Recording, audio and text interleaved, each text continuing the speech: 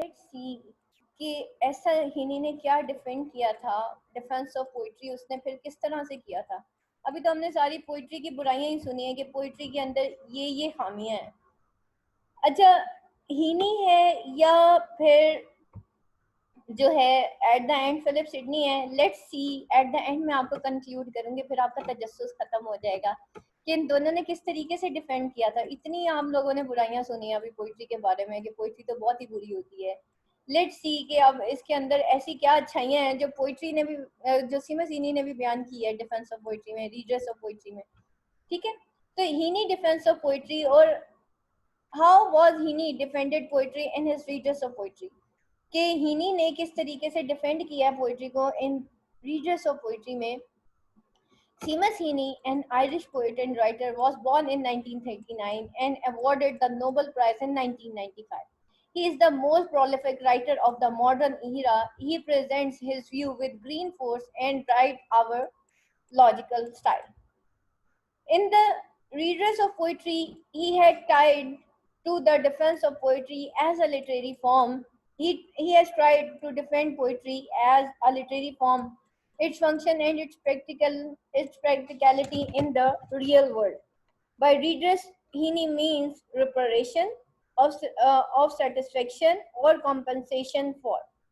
वो कहता है रीडर्स की जो हिनी ने डेफिनेशन बताई, उसने कहा इसका मतलब होता है रिपरेशन, यानी कि किसी की को रिपेयर कर देना, उसकी मुरम्मत कर देना, उसको दुरुस्त कर देना, और सेटिस्फेक्शन और compensation for a wrong sustained or the loss resulting from this।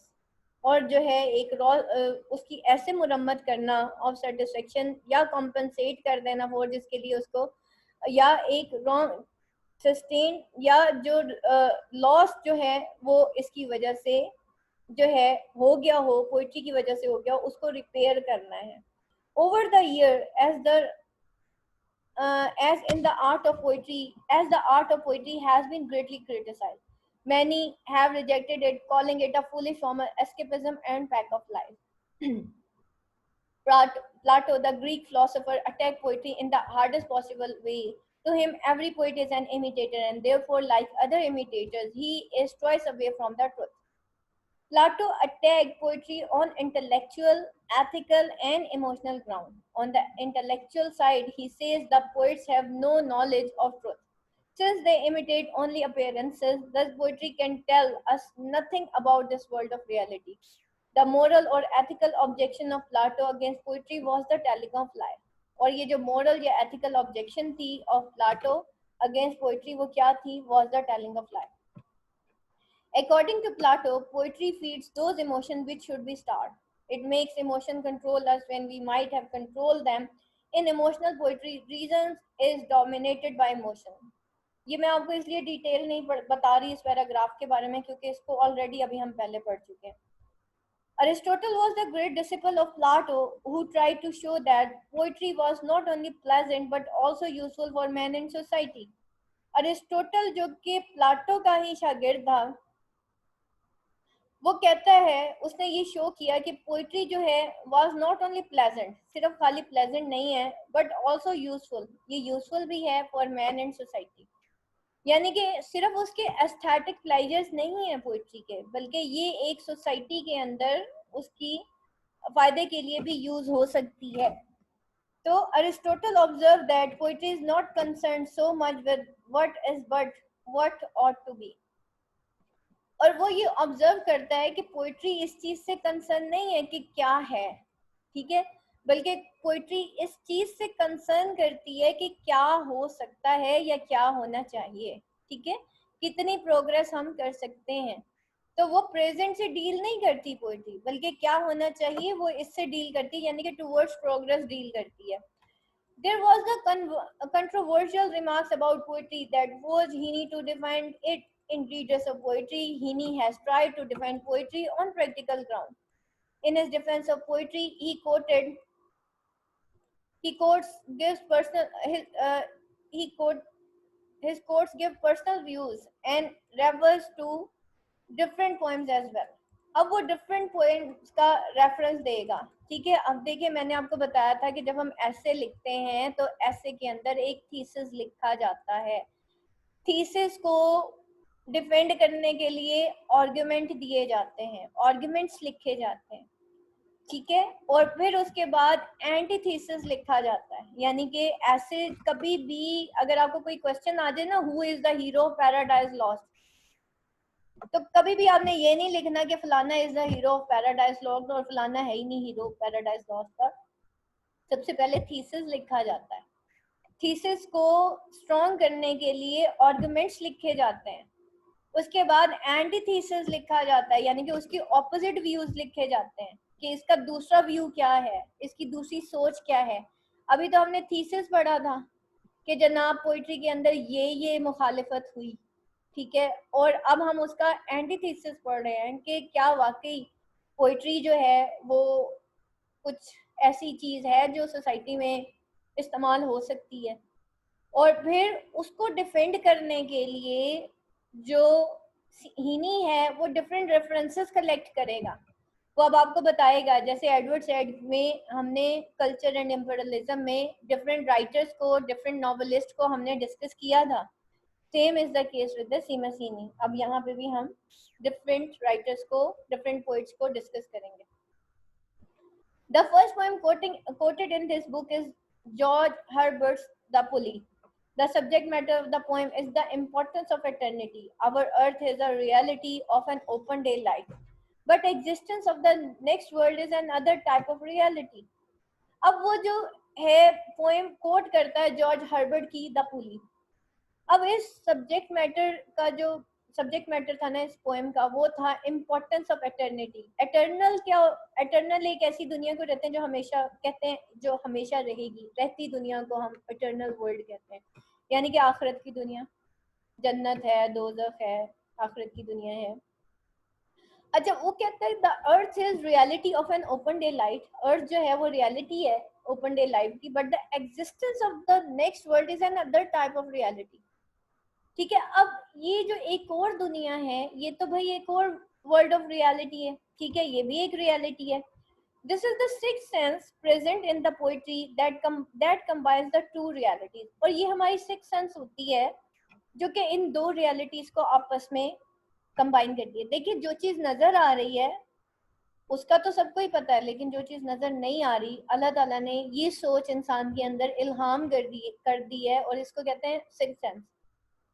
हम कहते हैं ना बाज लोगों की सिक्स्थ सेंस जो है वो बहुत ज्यादा हाई होती है, ठीक है, बहुत कीन होती है। तो उनकी वो जो इल्हाम करने की, वो जो इल्हाम है ना, वो कहते हैं ये सारी चीजें अल्लाह है। ये सब कुछ बेटा जब अल्लाह ने इंसान को बनाया ना, उसके अंदर अल्लाह ने इल्हाम कर दिया कि और दुनिया है, वो एक एटर्नल वर्ल्ड है, अल्लाह है, अल्लाह एक है। ये सब इल्हाम हो चुका है, हमारी नेचर के अंदर है। जैसे हजरत इब्राहिम अलैहिस्सलाम है ना, उन्होंने जो है वो जब पहले उन्होंने सूरज को देखा कि पता नहीं ये खुदा है, फिर उन्होंने चांद को देखा, पता नहीं ये खुदा है, उन्होंने कहा नहीं नहीं ये नहीं हो सकता। देन फाइनली उन्होंने अपने रब को पहचाना था ना। तो इट मीन्स कि अल्लाह ताला ने इल्हाम कर दिया इंसान के अंदर कि ये रबूबियत का कॉन्सेप्ट है हमारे जहनों में, ये हमारे इल्हाम हुआ हमारे साथ। तो it guides us how to accept them. अब वो कहता है कि हमारी सिक्स सेंस होती है जो कि इस कॉन्सेप्ट को जो है वो कंबाइन करती है। It guides us how to accept them, ये हमें गाइड करती है कि इसको एक्सेप्ट कैसे करना है, and live the life accordingly. तो इंसान बेटा नेक होता नहीं है, ठीक है। नेकी का पता चल जाने से इंसान कभी भी नेक नहीं होता।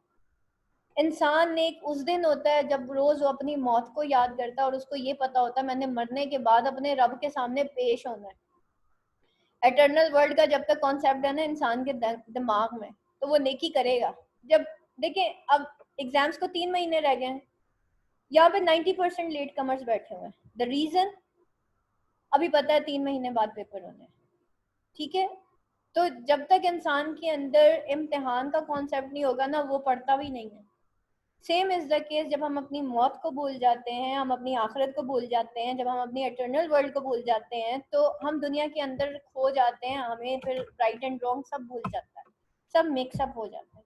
तो इंसान नेकी का पता चल जाने से नहीं हो जाता, ठीक है। सबको पता होता है 5 वक्त की नमाज फर्ज है, पढ़ता कोई नहीं है। 99% लोग नमाज नहीं पढ़ते। द रीजन डर नहीं है, खौफ नहीं है, एटर्नल वर्ल्ड का कॉन्सेप्ट जो है वो उनका बहुत डिम हो गया। मौत का कॉन्सेप्ट, मरना ही नहीं है, अच्छा वो साथ वाला मरा, मेरे पास अभी टाइम है। तो दैट इज द थिंग। ये हमारी सिक्स सेंस होती है जो हमें गाइड करती है। और फिर क्या होता है, इंसान जो है जब वो लाइफ आफ्टर डेथ की बात होती है तो हमेशा वो अकॉर्डिंगली उसके जो है वो लाइफ गुजारता है। आपको पता है अभी लास्ट ईयर मेरी एक स्टूडेंट की डेथ हुई थी। ये यस, पिछले से पिछले साल की बात है। एग्जाम से 2 महीने पहले उसकी डेथ हुई है, एग्जाम से 1 महीना पहले, तो या 3 महीने पहले ऐसे ही। और वो एडमिशन देने जा रही थी और कॉम्पोजिट की स्टूडेंट थी, उसके 3 बच्चे थे और बच्चे भी, जो बड़ा बच्चा था उसका 5 साल की उम्र थी, उससे छोटे वाला जो है वो आई थिंक 3 इयर्स का था, और एक जो है 1 ईयर का बच्चा था उसका। एंड अचानक से उसको ब्रेन ट्यूमर डायग्नोज हुआ और विद इन 1 मंथ उसकी डेथ हो गई। तो बेटा मौत का कोई पता नहीं चलता, ठीक है। तो अभी भी उसकी इतनी सारी वीडियोस, उसकी जो चैट है वो मेरे पास, क्योंकि वो एक्चुअली किसी गांव से थी वो लड़की, और वो मुझे कोई भी मैम जी नहीं कहता था, वो मुझे मैम जी कहती थी। मुझे मेरा कोई स्टूडेंट उसने कभी मैम जी नहीं कहा मुझे, वो मुझे नहीं, सॉरी, मिस जी कहती थी वो मुझे, मिस जी। मुझे आज तक कभी स्टूडेंट ने मिस जी नहीं कहा, उसका अंदाज ही डिफरेंट था। गांव से थी और she was very innocent, she was very innocent. तो बेटा जिंदगी इसी तरह अचानक से खत्म होती है, पता भी नहीं चलता। तो the idea about life after death can only be given through poetry and not in any other subject, ठीक है। और idea of life जो है वो after death only given through poetry। ये after death का concept जो है वो सिर्फ poetry के थ्रू ही दिया जाता है, not only any other subject, किसी और subject के थ्रू नहीं दिया जाता। Dahini gives the reference of Ode to Nightingale, the famous poem of John Keats. In this poem, the journey from actual to the ideal is beautifully depicted. In this ode, the poet is bewildered by the world of Nightingale. और इस poem के अंदर, इस odd के अंदर, odd कहते हैं गजल को, गीत को, the poem is bewildered by the world of Nightingale, ठीक है। नाइटिंगेल की दुनिया में वो चला जाता है। Actually, with the help of this example, Heaney wants to tell his reader that though poetry is a flight of imagination, yet its ultimate purpose is to give a moral lesson and to reveal the reality in the best possible way। वो कहता है बेशक इंसान जो है वो flight of imagination में poet जो है वो पहुंच जाता है, लेकिन उसका मेन पर्पस जो है वो एक मोरल लेसन है, and to reveal the reality in the best possible way. Poetry gives moral with pleasure, और पोइट्री जो है वो मोरल जो है वो देती है with pleasure. Before a detailed analysis of his defense of poetry, Heaney quotes Robert Pinsky and agrees that it resembles his own motion of redress of poetry। और before detailed analysis of his defence of poetry, Heaney जो है वो Robert पिंस्की को coat करता है और वो agree करता है that it resembles his own notion of redress of poetry, कि वो रिजेंबल करता है इसके अपने notion of readers of poetry. Pinsky कहता है कि एक जीनियस पोइट जो है वो कभी भी राइट नहीं करता इन कंपल्सन, क्योंकि वो हमेशा रिस्पॉन्ड करता है to all of his heart, अपने दिल की बात जो है वो बयान करता है। Moreover, Heaney further tries to raise the status of poetry above the philosophy and history। Philosophy just give advices while history tells the fact। अब वो superiority of poetry की डिफेंस में बात करता है। अभी उसने डिफरेंट पोएम्स और पोइट्स के रेफरेंसेस दिए हैं। अब वो बता रहा है कि जो पोइट्री है वो बाकी जितने भी नॉलेजेस हैं उनसे सुपीरियर हैं, जिसमें उस दौर में फिलोसफी, हिस्ट्री जो है इनको सुपीरियर समझा जाता था। तो उसने कहा भाई ये फिलोसफी और हिस्ट्री से ज्यादा सुपीरियर है। Philosophy just give advices while the history tells the facts। The aim of poetry is to represent the particular through the universe। वो कहता है कि वो particular जो है through the universe वो बताता है। As Robert Frost gives the message, Earth's the right place for love। Seamus Heaney moves ahead in his argument with classic clarity and romantic zeal।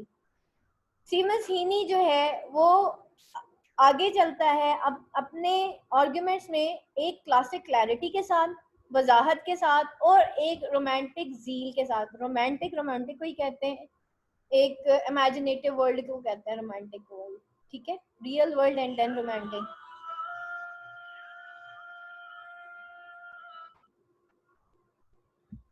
तो फिर वो क्या कहता है यहाँ पे कि the ultimate end of his leisure is wisdom, hence poetry travel from delight to knowledge. तो इस वजह से अच्छा जी, ही एग्रीज। रोमांटिक जील की बात करते हैं, जील एंड जेस्ट कहते हैं जोश और जज्बे को, ठीक है। तो he agrees that immediate aim of poetry is to give pleasure, but it is not all. The ultimate end of this pleasure is wisdom. वो कहता है ultimate end जो है इस pleasure का वो wisdom है, hence poetry travels from delight to knowledge.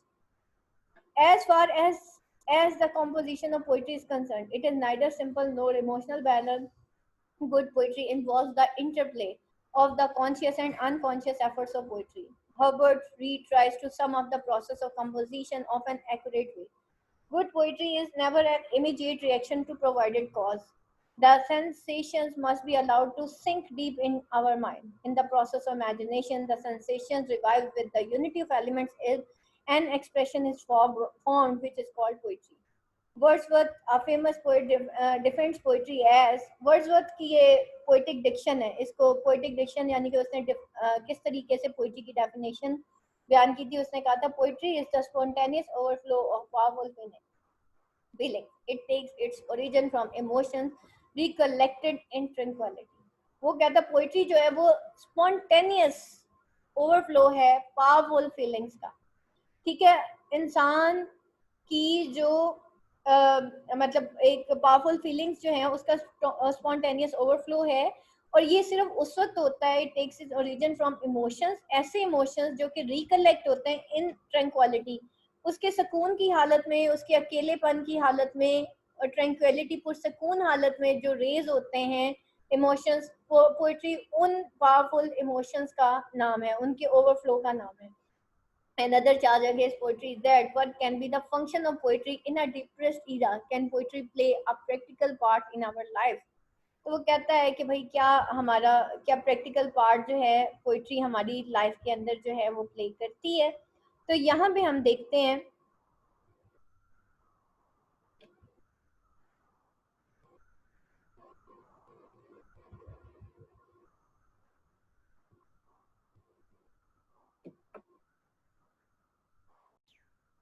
अच्छा, यहाँ पे वो कहता है according to Heaney the cause of poetry for practical and social reason as revolution war politics and other government politics would narrow the scope of poetry.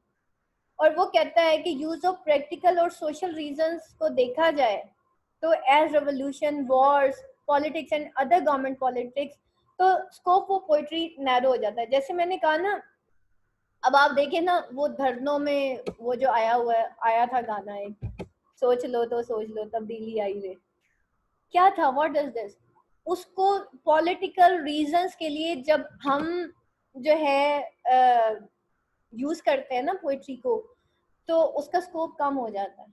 Even वो जो शादियों के अंदर भी वो गाना शुरू हो जाता था, जब आएगा इमरान बनेगी शान बनेगा नया पाकिस्तान। तो क्या था कि एक्चुअली बहुत, ये कोई अब की बात नहीं है, दैट इज द हिस्टोरिकल एक डिलेमा है कि पोइट्री को पॉलिटिकल कॉज के लिए, वॉर्स के लिए, इन चीज़ों के लिए यूज किया जाता रहा है, ठीक है। ये जो राइटिंग होती है, इवन ये जो हमारा मीडिया है, ये सब प्रीपेड है, वो दिखाया जाता है जिसके उसको पैसे मिलते हैं। सच तो बहुत दूर की बात है, सब झूठ दिखाया जाता है। तो in text Heaney says if you want to make poetry practical then it will not remain poetry, कि अगर आप पोइट्री को फिर प्रैक्टिकल बना देते हैं तो फिर वो पोइट्री तो ना हुई ना। Poetry can not bring political change, it tries to change the mind, it never gives straight fact but inspire poetry bring change। अब पोइट्री जो है कोई पॉलिटिकल चेंज नहीं ला सकती, it tries to change the mind, बल्कि वो mind change कर देती है actually. It never give straight facts but inspire people of the people to bring change, बल्कि वो it never give straight facts नहीं देते, बल्कि inspire people to bring change, वो इंस्पायर करती है पोइट्री को, पोइट्री इंसानों को कि वो चेंज लेके आए। If poetry is use to, या वो अपने आप को चेंज करें। if poetry is used for the political purpose and practical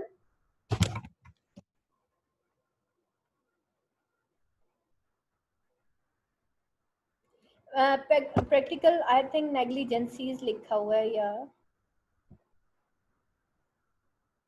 किसी को समझ आ रही है क्या वर्ड लिखा हुआ and practical? I think necessities are. Necessities, yes. Political purpose and practical necessities, it will not remain poetry, but would become a kind of propaganda, like Aristotle. वो कहता है कि अगर पॉलिटिकल और प्रैक्टिकल नेसेसिटीज के लिए इसको यूज करना शुरू कर दिया जाए पोइट्री को, तो फिर ये पोइट्री नहीं होती, ये प्रोपेगेंडा होता है। ठीक है, तो like Aristotle, he too is of the view it is not the function of the poet to relate what has happened but what may happen। तो इन्हीं कहता है ये फंक्शन ऑफ पोइट नहीं है कि वो ये बताए कि व्हाट हैज हैपेंड, बट कि क्या हो सकता है। कीट says poet is not a teacher but a preacher. Hence poetry does not change life, it only tells us what way of life is best. Poetry based on common experience.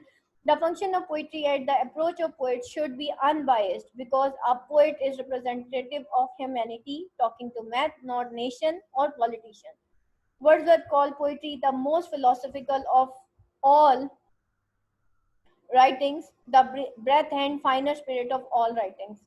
और वो कहता है कि ये जितनी भी राइटिंग्स हैं उन सब का फाइन ब्रेथ और फाइनर spirit of all writing। In regard, he praises W.B. Yeats, who was an Irish and remembers the Irish people killed in 1916 Easter Rising. But he also talks of the Englishmen who were killed, and his grief for humanity had to be responded by poetry. So poetry is not weakened by force, nor it is misguided by false notions. It offers comfort in affliction and tries to perpetuate the happiness. In the final stage of his argument, Simasini gives the reference of Herbert's more celebrated poem, The Caller. The theme of this poem is that God loves the sinner and man gets closer to God because of his sin। और theme of this poem क्या है, is that God जो है वो love करता है sinner को और man gets closer to God because of his sin.